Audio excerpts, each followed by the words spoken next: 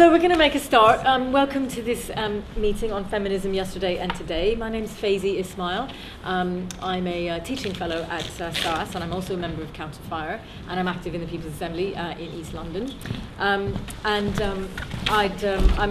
very privileged to be chairing this meeting with a range of feminist activists who've been working for a number of years on different things. So they're going to speak for about 10 minutes each, and then we'll have time for questions and contributions and discussion. So first of all, we're going to hear from Laura Schwartz from Feminist Fight Back. Hi everyone. So obviously I'm not going to be able to give any kind of an overview about feminism today. So what I wanted to do is just ask a few questions that have come up for me as someone who's been involved in a collective called Feminist Fight Back for about 8 years now. And then hope that the other speakers and all of you can kind of follow through some of the lines of inquiry that I'm going to raise in the next 10 minutes. So Feminist Fight Back is an anti-capitalist feminist collective. It was formed in 2006. We're mainly based in East London, but actually there's a group of people now who've emerged, who call themselves Feminist Fight Back North, and have emerged in Manchester and Leeds at the moment too. So when we started in 2006, we were often invited to speak at events like this, but in order to represent the new, young upsurge of feminism that people have kind of seen, have been talking about as having emerged since about 2005 onwards. Now that it's 8 years later, and I now teach in a university where I teach a lot about feminism, I'm realizing that I'm totally not at all part of the new young wave of feminism, and that there's a whole new generation underneath me with quite different ideas and perspectives. So I'm kind of interested in hearing more about that from people as well. So I think I don't really think that we need to have a long discussion about is there any feminism around today. I mean, I think it's evident that there is many different feminist campaigns and groups that have sprung up over the last 10 years or so. Feminist Fight Back, London Feminist Network, Black Feminists in UK, FemCells, Anarcha Fems, UK Feminista, etc. And I also think that the idea that was being kind of bandied about in the late 90s, that we live in a post-feminist moment where no women feel oppressed anymore, I kind of think that most people agree now that that's a load of rubbish, and that there is still a lot to be fought for among a post-women's liberation movement generation of women. Also, interestingly, I've noticed in the last couple of years or so that feminism seems to be becoming kind of a bit commercially viable again. So people like Beyoncé and Lily Allen are saying that they are feminists. And so I'm not that interested in having a conversation about, is she a feminist or is she not? She says she is, but she does this, and that doesn't make her a feminist. I mean, as a historian, I feel quite aware of the degree to which there's always been a lot of different kinds of feminism around. Some of them are really shit forms of feminism, like conservative feminism or imperialist feminism, that are very different from the kind of feminism I would want, but I kind of think that actually we just have to accept that those are feminist movements too, and then argue with them as to why they're wrong. However, I do think it is kind of useful to maybe think now about what kind of feminism seems to be most prevalent today, and perhaps also a slightly different question, what kind of feminism is most often given a platform today, is most often represented in the media today. So when Feminist Fight Back formed, we saw ourselves as trying to sort of maybe fill a gap or respond to some of these kind of earlier forms of the new young feminism that newspapers like The Guardian love to promote. Because we felt that although there was a lot of people talking about things like lap dancing clubs and pornography and sex work, that a lot of the time within those conversations, issues of race and class were kind of ignored, and that could lead to actually some quite problematic political conclusions and campaigns emerging. So we were a group of mainly student women then who got together to try and develop a kind of feminism, I stress the try bit, whereby we argued that it was impossible to kind of truly and effectively struggle against sexism without also taking on board or struggling against racism and class exploitation. So initially in Feminist Fight Back we used the word socialist feminist to try and describe this kind of perspective, and in doing so we felt ourselves to be kind of identifying with an older tradition that maybe Hilary is going to talk about that was prevalent in the women's liberation movement 30, 40 years ago. Then we kind of changed. We felt the word socialism was too narrow and kind of overdetermined to express a kind of anarchist or libertarian left politics that we tended mainly to identify with in Feminist Fight Back. So we started to use the word anti-capitalist feminism, and then we also quite quickly found the word intersectional feminism quite a useful way to explain a feminism that's interested in class and race as well as sexism. Maybe we can discuss whether we think intersectionality is or is not any longer a useful term. But I guess it's important to say that we never felt that our feminist politics was in any way in contradiction with or in tension with our anti-capitalist politics. We didn't feel that you had kind of socialism or left-wing stuff over there and then feminism over there, and then our job was to try and marry them. Actually, to the contrary, we felt that it was impossible to understand sexism as we live it every day without understanding it in the context of a capitalist system, which also depends on racism in order to be successful and on sexism to be successful. So actually we argue that capitalism needs sexism, it needs racism. These are not things that are kind of added on. And if you want to struggle around one of these intersections of oppression, you can't do it without thinking about how it's been shaped by those other bits of oppression. So I think, it took us a long time to kind of clarify our thinking on this, and one of the most important experiences for me in clarifying some of this stuff was in, I think, 2009, when a lot of the people who cleaned the tube were on strike, and Feminist Fight Back got together with some of those cleaners in the union and did some solidarity actions and went to their picket lines and this, that, and the other. But that really, conversations with them really helped us to understand just how, something like cleaning the tube, okay, it's class exploitation, it's some exploitation that's occurring in the workplace. The only reason that tube cleaners are so super exploited is because historically cleaning has been women's work, it's therefore been devalued as such. That's why people can get away with being paid low wages. And again, in the case of the tube cleaners, most of them were migrants, and many of them were migrants without papers. So this was another layer that made that kind of capitalist moment possible. It needed racism and sexism in order for that exploitation to occur. I think there's a long tradition of a kind of feminism that thinks about these wider issues. And I saw Catherine Colonies talking about Sylvia Pankhurst today. We could think about Sojourner Truth in the United States.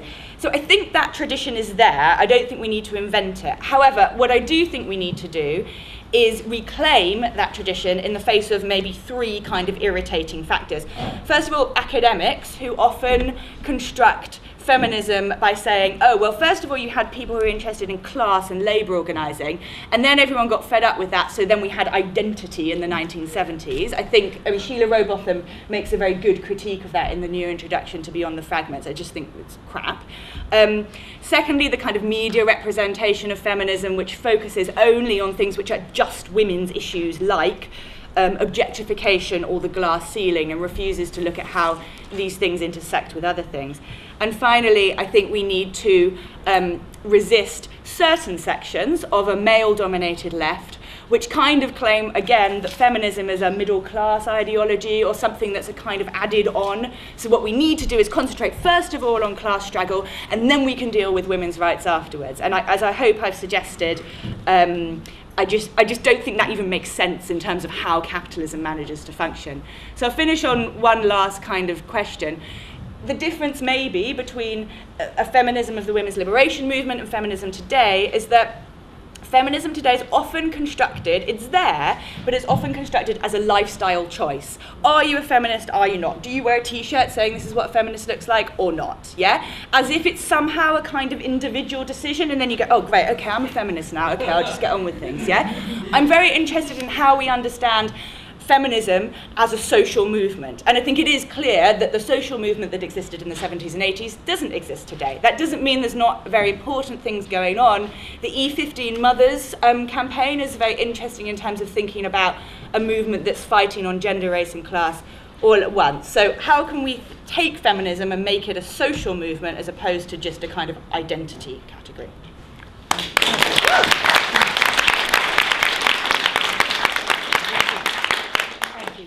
So we'll now hear from LindseyGerman. Lindsey is convener of Stop the War, amongst other things.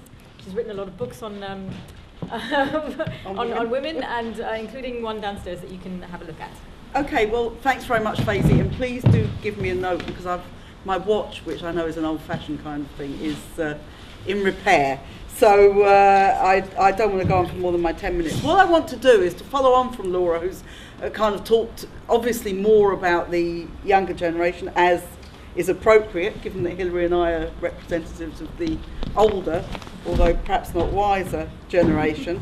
I want to look a little bit at the history of where women's liberation came from, because I think there's lots of sort of misconceptions about this, and I think the very, very encouraging thing about when you look at the history of women's liberation, both in the United States, which is where it was at its most formidable and largest and had most impact on society, and also in Britain, of course, it didn't come out of a vacuum. It didn't come out of nothing at all. It came out of existing movements and growing movements that were going on. In the United States, I don't have time to quote from it, but I would recommend anybody who can get this book by Sarah Evans, which is a book called Personal Politics, which the subtitle is the roots of women's liberation in the civil rights movement and the New Left.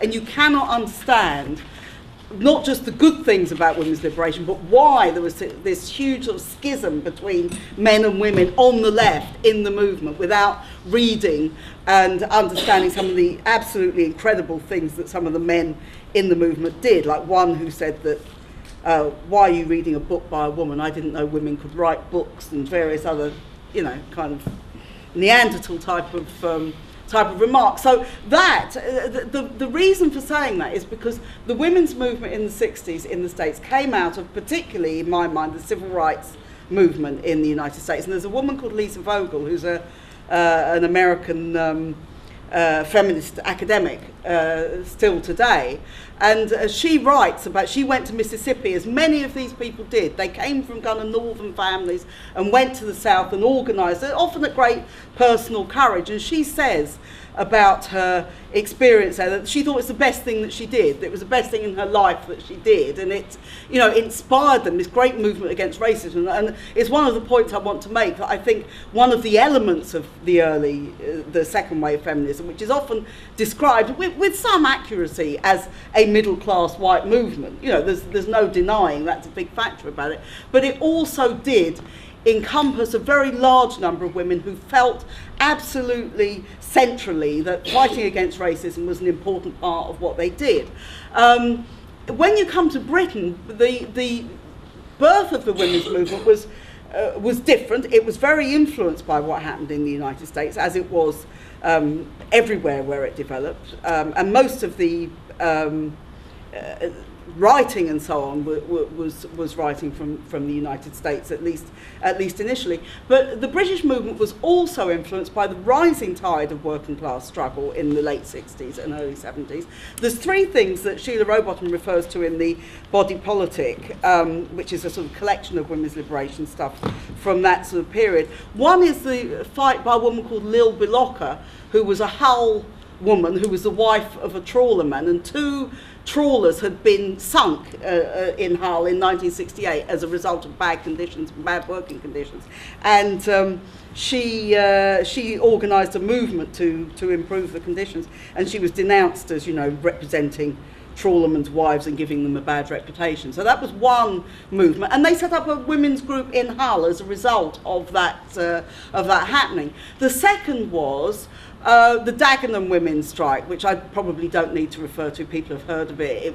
It was actually a strike about regrading, strictly speaking, but actually was seen as the first equal pay strike in 1968, where the women went out on strike, but had the support of the men as well, and had the support of a very wide number of socialists, people who were beginning to see themselves maybe as feminists or women's liberationists and so on. The third one, which is perhaps not as well known, is the fight of the night cleaners, as they were called, led by a woman called May Hobbs in the early 1970s, based just round here, based in Hoxton, which was very different then from what it is now. In fact, it was a different place. They've moved the railway station to actually what is somewhere else, but just over the other side, in the other side of Shoreditch, was where she lived. She organised women who cleaned offices every night. And again, this was a campaign which many people in women's liberation and on the socialist left, because women's liberation in Britain was essentially socialist women for a lot of the early years. It was women from the IMG, women from the IS, women from the Communist Party, women who maybe weren't in any of those organisations but who got involved in all of those things. And I think it's important about this because it therefore links, and again, those people, I interviewed Sheila Rowbottom recently, and the whole question of race and class and gender are all tied up. Again, these were people who cared about what was happening in Vietnam, what was happening with the anti-colonial struggles, what was happening when Enoch Powell made his speech. These weren't separate things, they were part and parcel of the same politics, if you like, and that was where you see it coming from. So I think this is extremely important. We do see it as a broader movement. It's not just women suddenly decide they want Jane Austen on the banknote or whatever the sort of thing is now. It was a completely different sort of movement and part of a general rising of young people, of working class people and so on, which represented the late 60s and the early 1970s, and which led to the biggest wave of industrial struggle in this country since 1919, in the early 1970s. A lot of it by men, miners and printers and dockers and so on, but actually some significant equal pay strikes in the first half of the 1970s, particularly Trico and some of those sorts of things. So you had that as well. Now what I think when you look at the socialist feminism right up till the late 70s was the dominant feminism in the British movement. I don't have time to go into it. You then have this huge split at the conference in 1978 between essentially radical feminism and socialist feminism.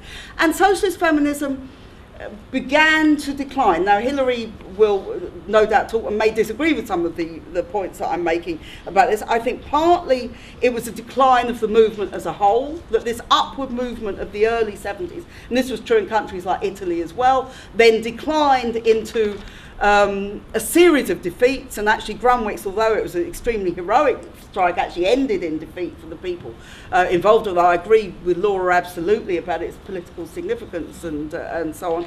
And socialist feminism went in a number of different directions, some into the Labour Party with the Bennite movement, some into academia, some into this kind of thing, but the movement fragmented. I mean, it was never a totally coherent movement, but it fragmented into all sorts of different directions. And I think there was also, when you have the working class movement in decline, then you also have a retreat from class. Now, there are very important exceptions to this. There were also in the 80s, which in general was a contested and then very much a defeat for the working class. You had, for example, Greenham Common, which is a very big movement for peace against cruise missiles, which was a women's movement, which obviously had a lot of significance and a lot of impact on future movements. You also had the movement of the miners' wives in 84 and 85, which was a pretty unique and very important movement, and which hadn't been what the wives and families of the miners in previous strikes had always supported them.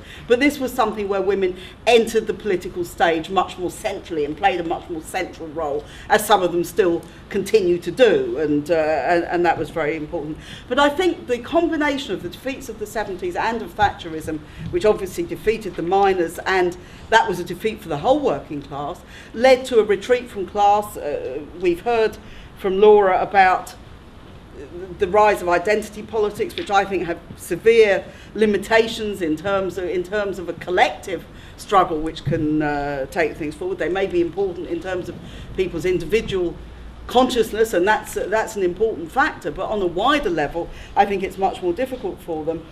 And so now, to bring it a bit more up to date, I think it's the period really since Seattle and the big, or maybe Chiapas, you know, from the late 90s right through to now, we've had these very big movements. One of the features of these have been that, firstly, that women are much more in public life, much more in education than was the case when I was young, much more involved in political activity. Let's not talk about Parliament, where it will take another 40 elections before the same number of women as there are men MPs. But if you look at campaigning, if you look at some sections of the trade unions, I don't want to exaggerate, but some sections where women play an important role now, all of those things have marked a new movement. But I think there's if you look at the new feminism, and there's very wide, obviously, differences between it, I would say that it emerges from something that, what happened as a result of, I think, the struggles of the 70s, the 60s and the 70s, where you have a new generation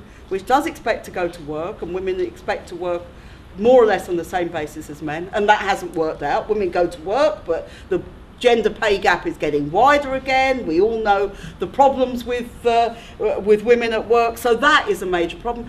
And I think this is another important, I'd be interested to know what younger people think, because I'm looking at it from an older generation's point of view.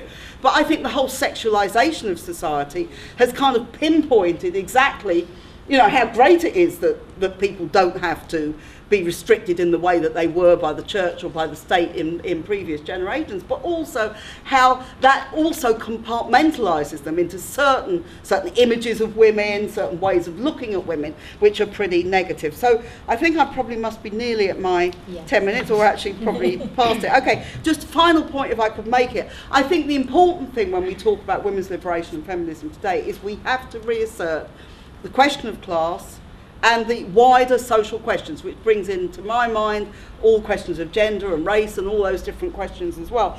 I have problems with some of the terms that are used. I do have problems with the idea of privilege theory, which I think, to me, lots of the things that are talked about as privileges should be rights that absolutely everybody should have, and I don't see them as a particular privilege for most people. And with intersectionality, I'll be interested to hear the discussion, because I understand the question of intersectionality and how race and class and other oppressions do intersect.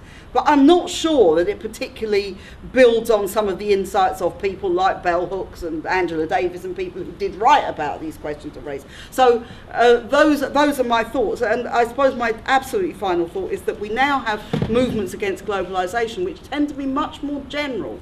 They're mostly, some are women doing things, but very often they're much more general, involving women and men. And it seems to me that in these we have to fight for women's demands and for women to play a very, very leading role in making sure that those campaigns are successful.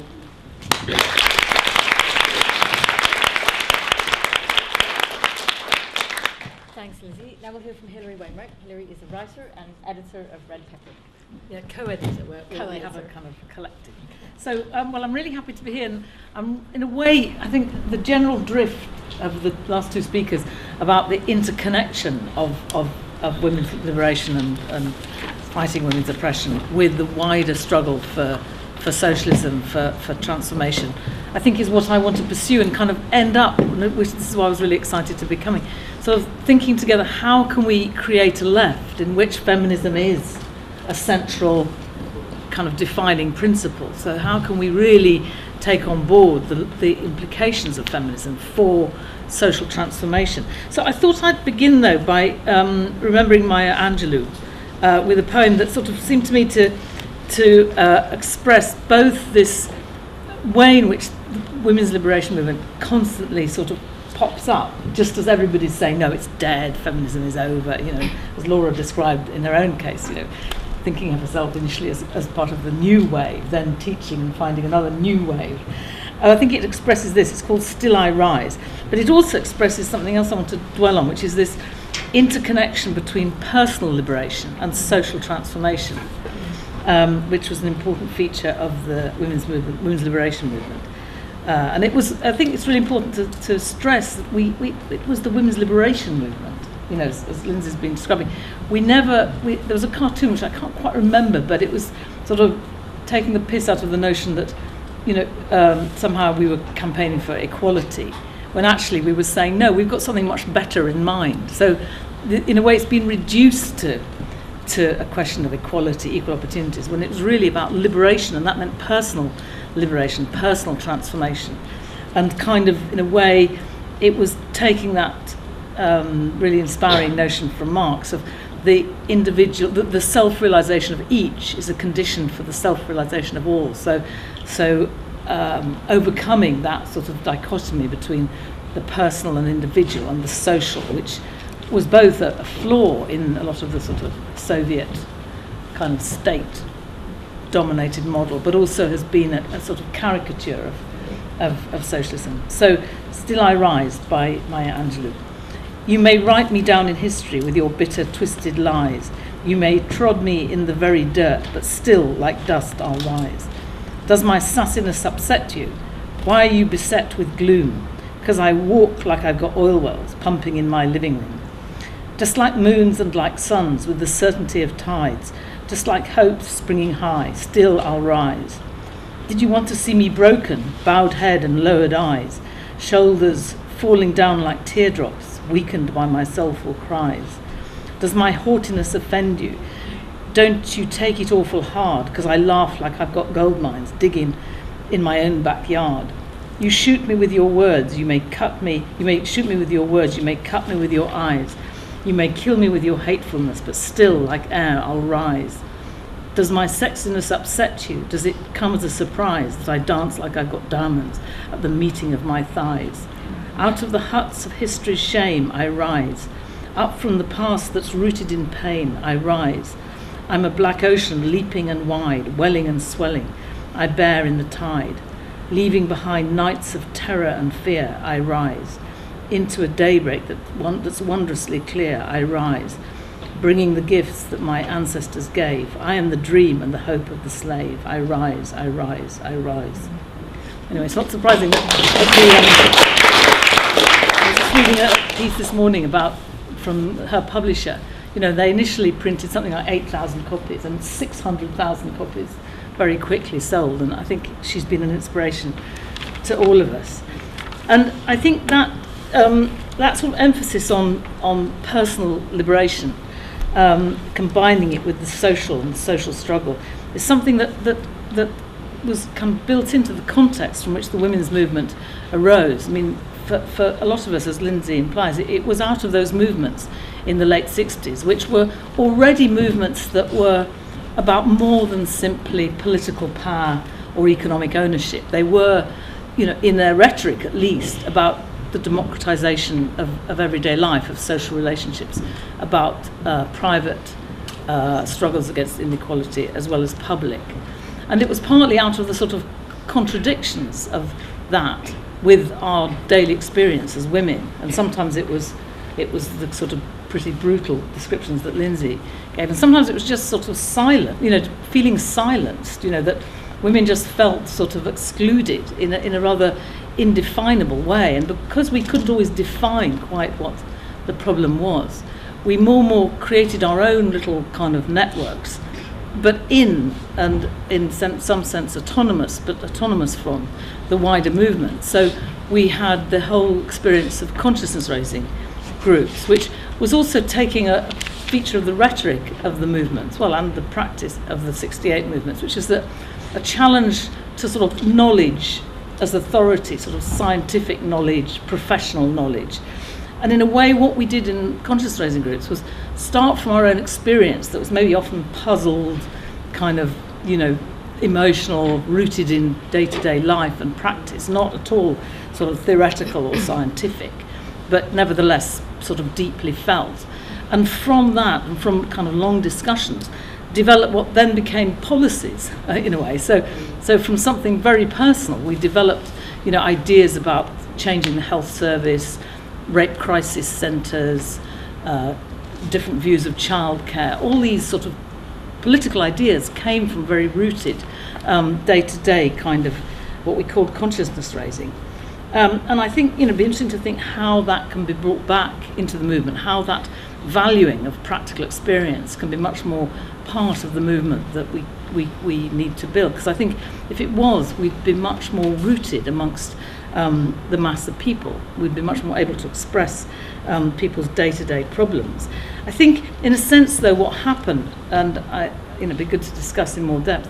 I don't disagree with what Lindsey has said. I'd just add maybe that, in a sense, what happened with the sort of decline of the women's movement and the rise of neoliberalism was a kind of severing of that individual emancipatory desire from a social movement. That in the 70s, in the women's movement, we knew that our personal transformation depended on a movement.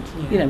At every level, whether it was childcare, work, personal life, it depended on a change in the balance of power, a change in social conditions. And that, in a sense, what free market capitalism did, Thatcher and so on, was to kind of sever that connection and offer emancipation through the market, through commodities. And we had a whole period when feminism was sort of, disgustingly sort of distorted and used almost as part of advertising. You'd see adverts which, just appropriated our language simply to sell and to make profits. So that whole process of commodification, which was linked, as Lindsey said, to the defeat and decline of the labour movement and working class movement, and that connection between the women's movement and the labour movement was always very, very important in the 60s and 70s and in the first or second wave of women's liberation. I mean, in a sense, the fact that there was a sense of power to change, that working class organisations were changing things, gave us a sense of possibilities and in a way lifted our imagination about what was possible in terms of relations of gender. So I've only got a minute left.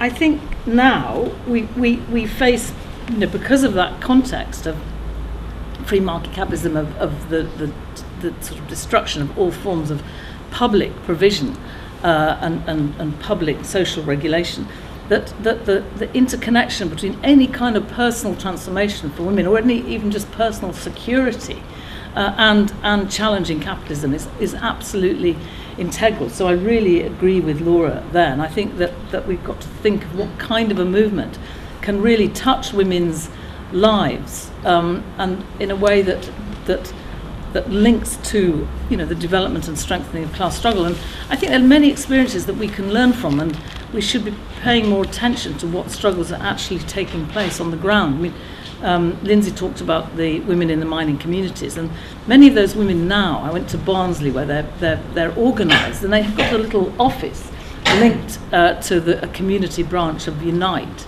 and they're struggling. They're really organising around housing, around equal pay, low pay, around unemployment, and they're seen as quite central in that city. There's now a kind of whole exhibition about the struggle of the miners' wives, but linking it to the struggle they're engaged in the present. So I think that socialist feminism is still kind of alive and kicking. I think that this whole this trying to get away from this notion of somehow feminism being simply a lifestyle choice, without losing that idea of it definitely being about change now, in the here and now. I think this points to how we've got to reconstruct the left, so that the left is about bringing about change now. It is about prefiguring the future in the present, which is very much a feature of what the women's liberation was about. And I think, I'll end with saying that this seems to be a feature of the new movements, the Indignado and Occupy, actually bringing about change now, knowing that it's going to be a struggle to do that. So, the Indignado in Spain, placed huge emphasis on occupying housing, squatting, defending people against eviction, so that there's an attempt now to create some kind of public housing. And I think if we can expand that notion of creating change now and making that a kind of base from which we struggle for wider change, I think we'll create a movement that can be truly popular. Thanks.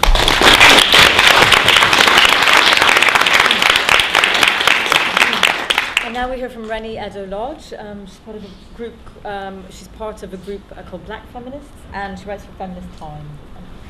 Cool. So I can't really speak a lot about feminism yesterday, as I'm only 24, but I can tell you a little bit about how I experience feminism now. I'm involved in a group called Black Feminists, which has been going since about 2010, and I'm also a contributing editor at Feminist-Times. But I speak here in a personal capacity because that's much what I prefer to do. So I consider feminism to be a highly subjective term, and actually I was speaking to a journalist the other day who was asking me, do you think that feminism has become a buzzword? And I said, well, yes, and actually this panel has put it succinctly in terms of feminism being considered as a lifestyle choice. Actually, feminism means many different things to many different people. So I consider myself to be a black feminist, and by that I mean that I consider myself to be a woman, a black woman who cannot separate my experiences of racism from my experiences of sexism. I experience racialized sexism, I experience sexist racism. There's no way that I can pull these things apart. So often when I call myself a black feminist, sometimes other feminists, I've been at conferences where people say, why? I've been at conferences where there've been black women only spaces to discuss specific issues pertaining to black women. On the sign-up sheet, somebody who's almost definitely not black has written the word why on it, as though they feel a complete affront at the fact that black women are organising separately. Now, I think those of us in the room who are interested in feminism can understand the need for women-only spaces and why sometimes it's just really important to be able to discuss these issues with people who experience it and get it. So I think I learned the hard way when I was involved in feminist organising way back from when I was at uni to now, that feminism has an incredibly long way to go. I think feminism likes to present itself as inclusive and progressive, but actually that involves self-reflection and work every single day in order to get to that point. I don't have the luxury of being a single issue person. I don't have the luxury of saying I'm going to fight against sexism and throwing myself into a feminist group where I happen to be the only black woman, because it's almost certain that I'm going to experience racism. And I guess the way that my feminist politics, when I started to really get involved, maybe about 5 years ago now, gave me a crash course in what power looks like in social circles, in media, in politics, how it manifests, and who it's deferred to. And it was that an analysis of power came to me via feminism, and that's something that I'm, eternally grateful for. But when I applied that analysis of power to race and racism, often I find within feminist groups, in feminist circles, I receive a lot of pushback, and I don't think that it's coincidence that a lot of those groups and forums that I found pushback in are majority white. And I think that it's really important, if you're a feminist and you're white, to be critical about exactly what it means to be white. Now, we heard a little bit today on the panel about identity politics, about privilege theory, etc., etc. Now, actually, I think it's really important to start questioning the idea of objectivity and subjectivity, because often, as feminists, we talk about how men are seen as human and women are seen as other, and actually, it's not just men. We're talking about a particular kind of man, a white man, a man with class privilege and wealth, a man who probably isn't disabled, a man who probably is straight, right? So actually, when we talk about identity politics, often in a disparaging way, right, what we're saying is that some people are subjective and self-interested, and other people are more interested in the broader picture. Now, as a black feminist, I can't not be self-interested, because in my own communities, in my own black communities, I'm facing sexism. When I go to feminist spaces, I'm facing racism, right? Like, so many black women who are critical have to find ourselves literally like fighting all corners, and it's unacceptable. That's not about identity politics. This is about the people who've never had their identities and perspectives questioned, actually for once questioning it and listening to the people who are challenging them.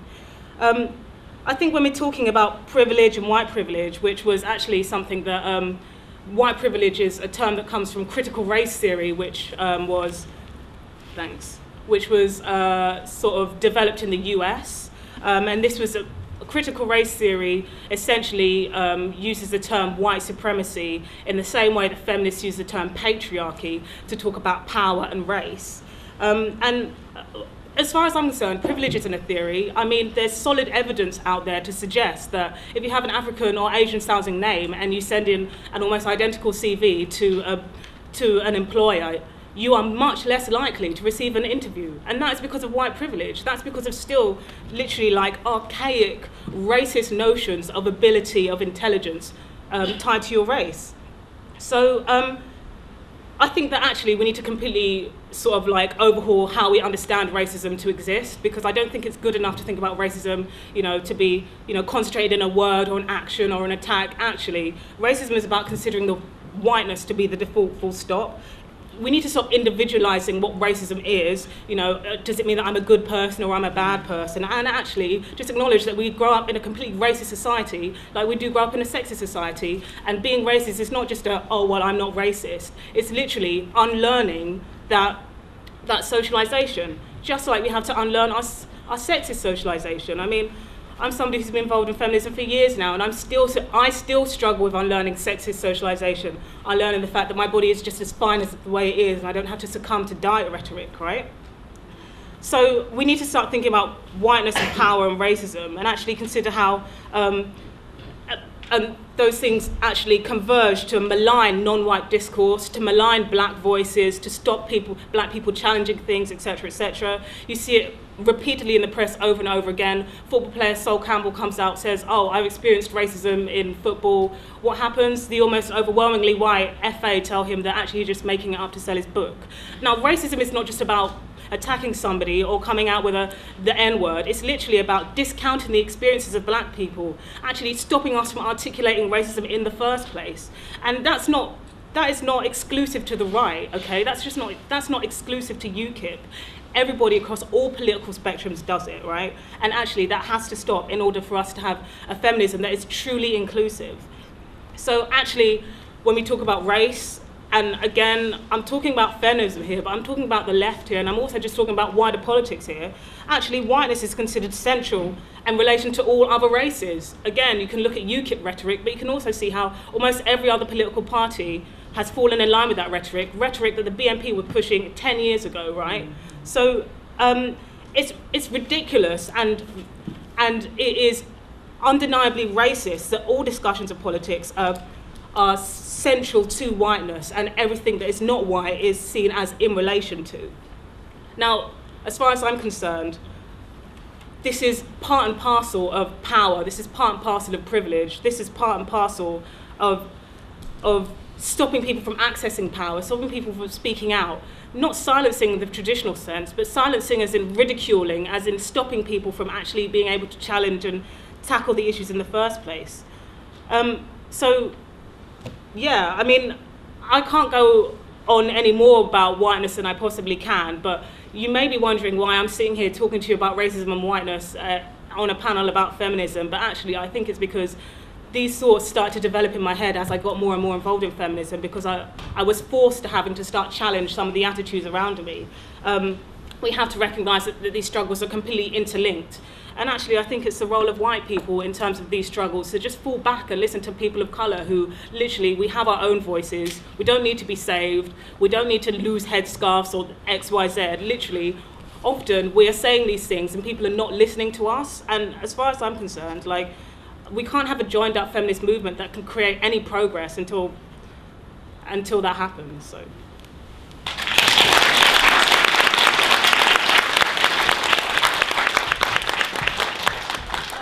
So we'd like your contributions, questions from the floor. Who would like to go first? You over there. And said more articulately what I was wanting to think about saying in response to this question about shouldn't we concentrate on what unites us, and then also, I mean, your interesting question about, well, underlying all this, isn't there an economic base, and shouldn't we all unite around the economic base? I think my answer to, well, I would have a couple of answers to that, obviously, but this whole thing about, I really don't think that talking about difference is in any way contradictory to being able to build a powerful, collective, united movement. To the contrary, I think that if we are going to build a powerful, collective, united movement and fucking win some stuff, yeah, instead of being defeated over and over again, we need to confront and face head-on hierarchies of power and class, race and gender difference within our own movement. I think that trying to pretend that stuff doesn't exist means that we are prevented from building a movement that is united whilst also acknowledging all the differences that exist between us. So thank you, that was very helpful for me to try and think about that. In terms of, I feel very worried when I hear people say, oh, this identity politics stuff has got out of control. And that's not because I probably would call myself a libertarian Marxist. I'm absolutely an anti-capitalist. It's not because I don't think that the economic stuff is important. It's just that I don't think it's possible to say, okay, we've got economics here, and then on top of that, we've got sexism and racism and disableism. I think that capitalism only works because of and it's not that these oppressions intersect like crossroads in terms of the Kimberly Crenshaw thing. Actually, I think these oppressions intersect like DNA or something, yeah? So as Reni said, I experience a racialized form of sexism. The two things none of these things exist separate from each other, and we can take it in turns about which day of the week we want to confront them. If we're serious about fighting capitalism, we need to struggle against all these things all at the same time, because that is what really capitalism is as we live it every day. So I'm sorry that, yeah, thanks. Thanks. And also, if you could use the mic, I think people were saying that. Okay. Okay. Okay.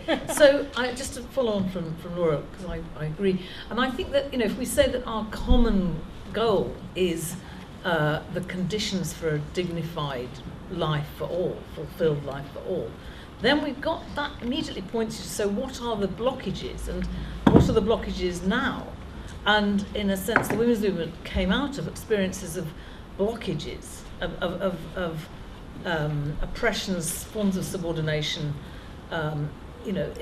conditions in which that dignity was impossible within the movement as well as within society. And so, unless you do recognise and struggle against those forms of oppression which are different, for different people, unless you pay attention to those, then you'll never achieve the kind of unity that we need. So there has to be that listening to, that attentiveness to the conditions that are holding people back. And so that requires a movement that's very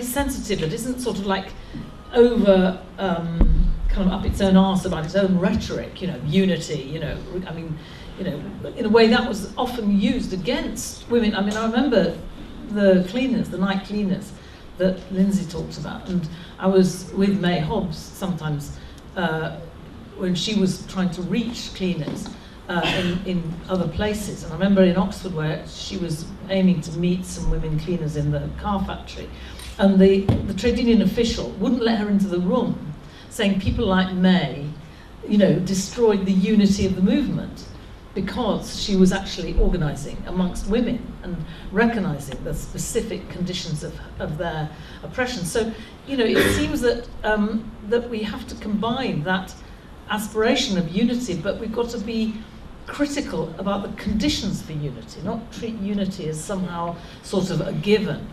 And in understanding the conditions for unity, that then requires understanding exactly, and in often precise and localized and specific terms, how it is that capitalism uses different forms of oppression and discrimination, and therefore struggles need to be often based on specific conditions that women face or black people face, because the kind of oppression that they're facing it can't be reduced to class. It's related to class, but it has its own distinct sort of levels. I think the problem with identity politics was its immateriality. It became very cultural, just so that in a way it was, well, I'm a woman, and only I can understand, only women can understand what it's like to be women, kind of denying the material relationships that women's oppression involve, and therefore the kinds of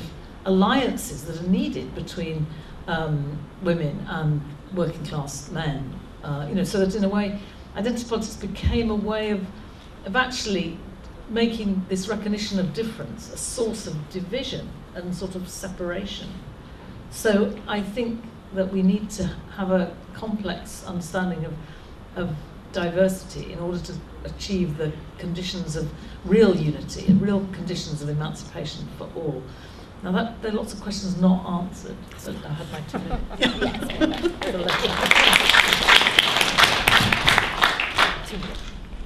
Yeah, I think that the whole question of the 60s movements, the movements against the war, against racism, for women's liberation, all the different movements, what they did was to put on the political agenda the whole question of oppression as a central feature of capitalist society. And they all originated in this kind of time. They were incredibly important in doing so and in spelling out that there is a particular question that you have to address in all these issues, that you cannot just subsume it to a question of class and not look at all these other issues. But it's also true that these movements were also about how you brought together the different elements who wanted to challenge capitalist society. And it seems to me this is still a question for us. And people have objected to the use of identity politics in any kind of critical way, but I do feel we have to be quite critical of identity politics. And after all, Hilary's made one point about it, but after all, we have had the experience now of identity politics being given as the way forward in the 80s and 90s, and it did result in the institutional racism, which is a big problem in this society. There's individual racism, and this is exactly why they look at the name of people who are applying for jobs, and if it's a name they think is black or Asian, they are less likely to get the jobs. So I think we have to be realistic about this and actually say this isn't just about individual attitudes, it's also about capitalism. And therefore, I think Ellie's point about the economic underpinning of it is very, very important. That you look at this, you cannot just simply look at these things as just about different elements of oppression, because take the question, somebody raised the question of the Afghan war. We now have a form of feminism, which is a minority feminism, but it's very influential in terms of seeing the role of Hillary Clinton and all these other people as liberating women who are somehow oppressed because they're wearing a burqa or a hijab or all this sort of thing. I think we have to reject this as being something where there is any complete unity of women over this question. You have to look at different questions of race and class and whose interest you're fighting these wars. And therefore, it seems to me all these questions, and again, I can't answer most of the questions, we've only got 2 minutes of work. Jack, I'm sure everybody will give you their details if you want to film them about these kind of questions. But obviously these are discussions that continue. But I think it's very, very important we do understand there is a dimension which goes beyond simply the question of standing up over individual rights, and which looks at wider society. And it's very, very important we locate feminism within that.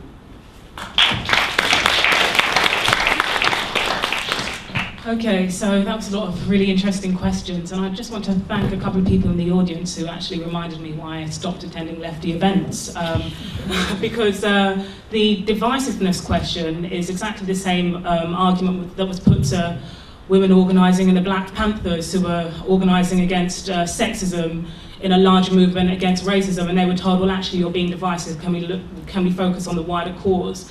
I'm actually just so sick of that argument, because the people raising the issue of racism are not the problem, and we are not the source of divisiveness. The source of the divisiveness is the racism. Now, there's been a lot spoken on the panel today, and a lot spoken in the audience about class and class oppression, and by black feminism in particular, and womanism, and the works of people like Maya Angelou, etc., although she was very US-centric, totally encompasses class and poverty in oppression. I can't get down with critiques that suggest that challenging and demanding an end to racism in all its forms, subtle, covert, overt, is somehow divisive. I cannot get down with that critique. And I just can't. I think that we experience, many of us who have grown up in poverty, like myself, experience massive barriers thanks to what this government imposes on us. But guess what? Governments change. Do you know what doesn't change? Racism, right? As long as we have a government that is still overwhelmingly full of privileged white men, right, racism will still enact itself via our policies. It's not adequate. And it's not acceptable to use the term unity to sweep these problems under the carpet. The reason why there are splits the reason why black feminists organise away and separately from massive events sometimes is because we come up against this issue. And I don't think it's right, honestly. Yes, I'm angry, as you can tell.